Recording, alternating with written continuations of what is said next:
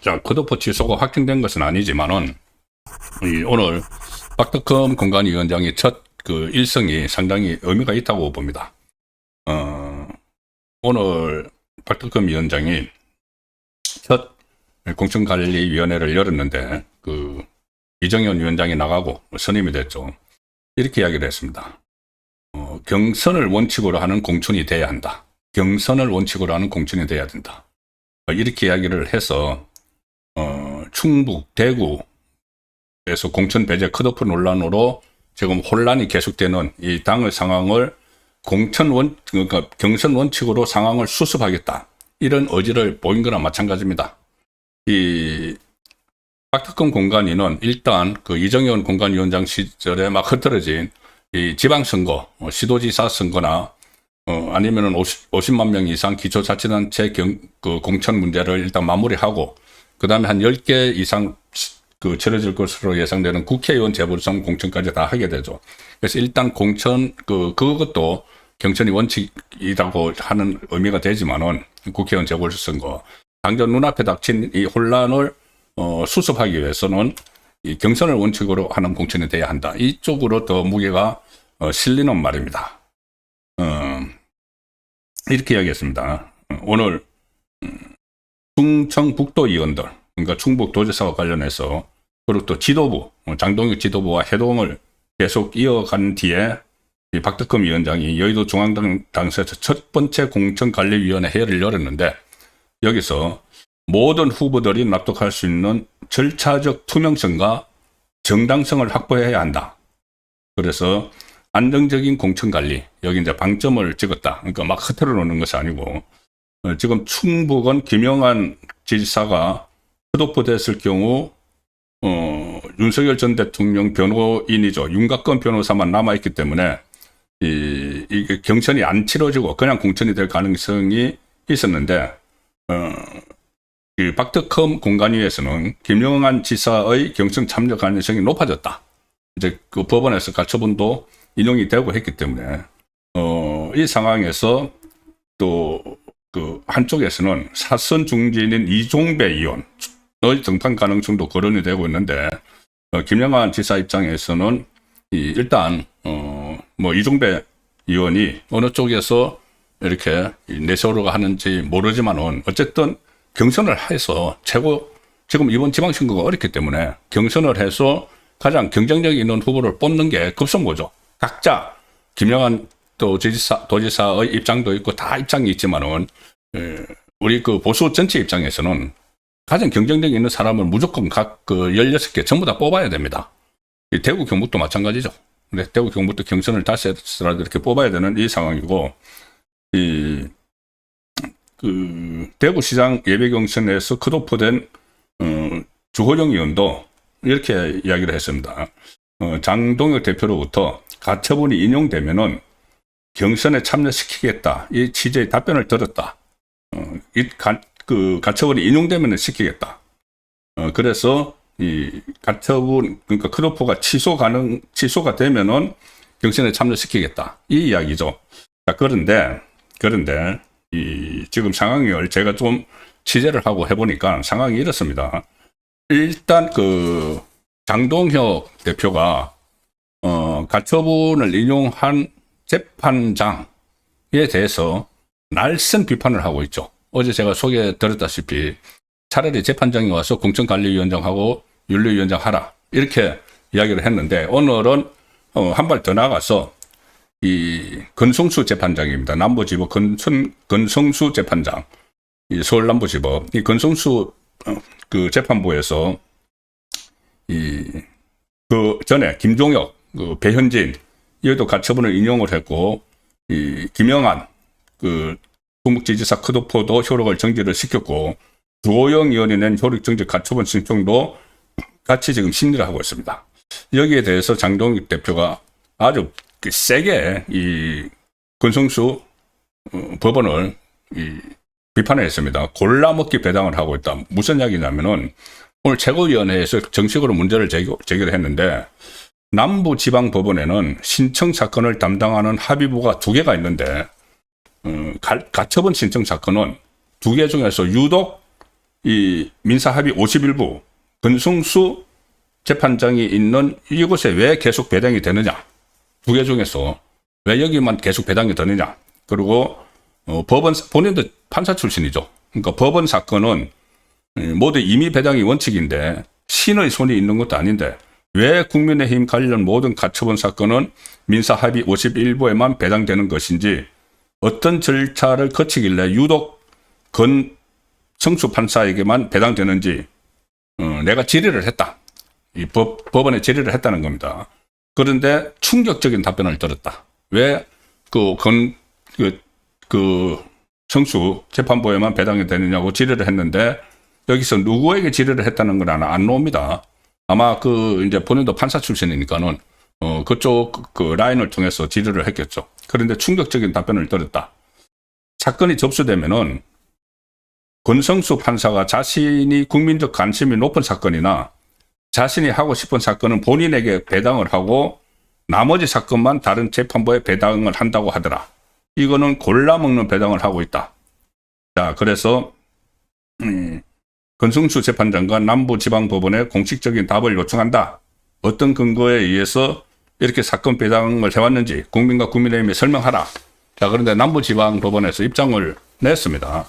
남부지방법원이 언론 공지를 통해서 남부지방법원 민사신청 합의 사건은 수석부인 51 민사부가 담당을 하는데, 이 서울 관내 다른 법원에서도 마찬가지로 수석부에서 민사신청 합의 사건을 담당을 하고, 원래는 권 판사가 다 전담을 하는 건데,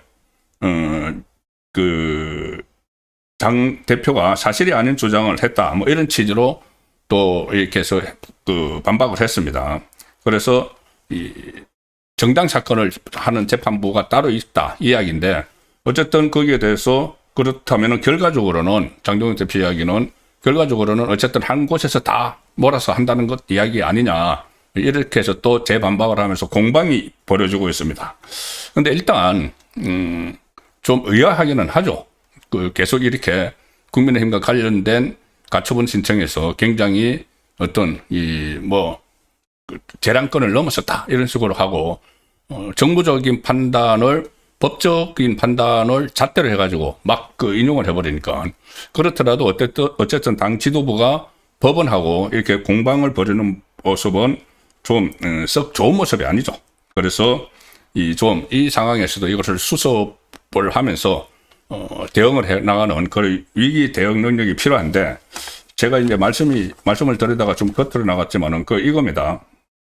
지금 조영 의원도 가처분이 인용이 되면은 경선에 참여시키겠다고 장동혁 대표가 하더라고 했는데, 제가 이렇게 좀 들은 이야기는 이 법원이 지금 장동혁 대표가 이런 식으로 굉장히 세게 제동을 거니까는, 그러니까 막 비판을 하니까 왜 이렇게 정당에 대해 적극적으로 관여를 하느냐고 하니까는, 오히려 이 법원에서 그냥 선제적으로 국민의힘이 빨리 좀 정리를 해주기를 바라고 있다, 이런 말도 들립니다.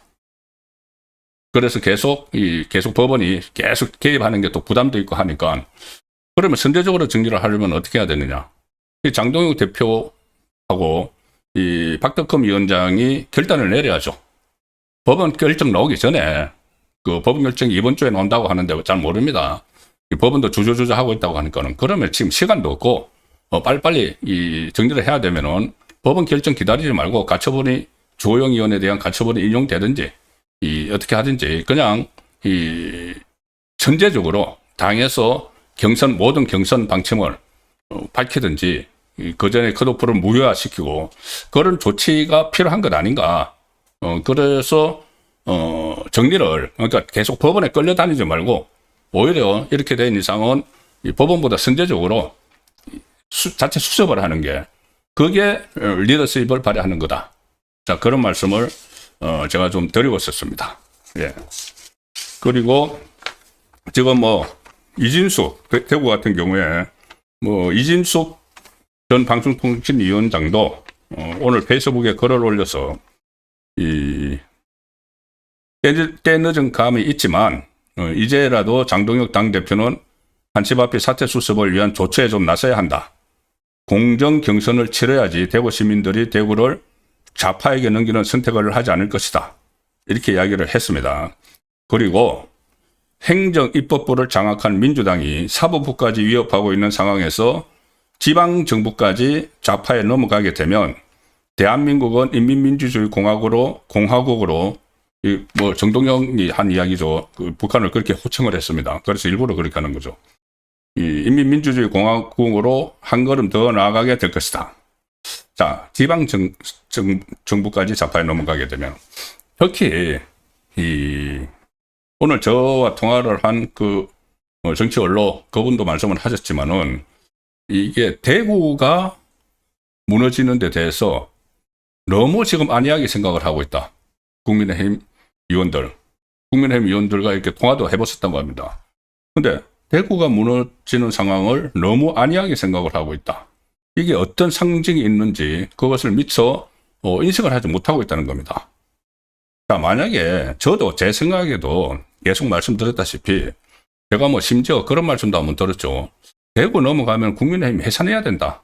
그러니까 그런 각오로 지켜야 된다는 말씀입니다. 어떻게 당을 완전히 해산을 합니까? 발전적 해체 이런 것도 있기는 하지만 어쨌든 그렇게 말이 나올 정도로 국민의힘의 심장부죠, 대구는.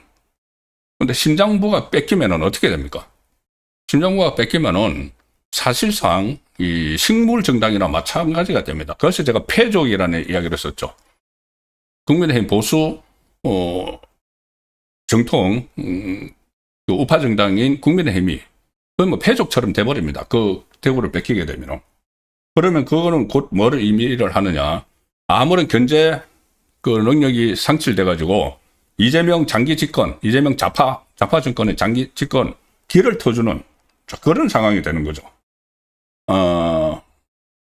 지금 뭐 개헌한다고 하고 그 문제도 잠시 후에 다루겠지만 개헌한다고 하고 하는 것도 장기 집권을 목적으로 하는 것 아니냐. 그 민주당 좌파 정권이 그런 말이 나오는데 이번에 대구가 만약에 무너지게 되면은 장기 집권의 길을 터주게 됩니다.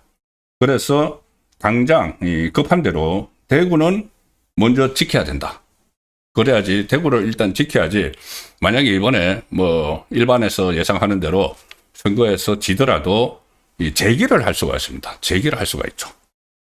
훗날을 도모를 할 수가 있는 것이 가령 지금과 비슷한 상황이 2018년 지방선거죠.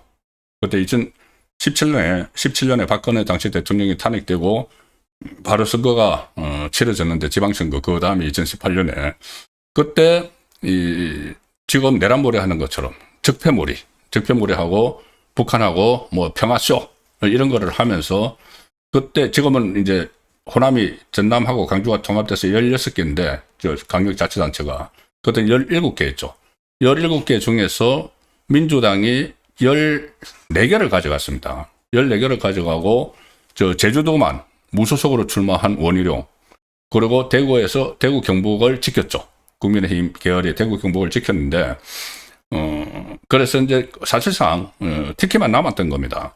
근데 그 상황에서 대구 경북을 그대로 지키고 있었기 때문에 다시 재기할 수 있는 그런 상황도 만들어낼 수가 있었던 거죠. 만약에 대구 그때 넘어갔으면은 지금 상황이 어떻게 될지 모릅니다. 근데 그때 대구가 있고 또 어쨌든 간에 그 우파의 그 흐름이 끊이지 않았기 때문에 그 다음에 2020년 총선에서는 졌지만은 2021년 지방선거에서 그러니까 그때도 문재인 정권도 계속 실정을 하고 부동산 엉망이고 해서 했지만 2020년 총선에서는 이 코로나 포퓰리즘 그때 처음으로 현금을 풀었습니다. 국민들에게.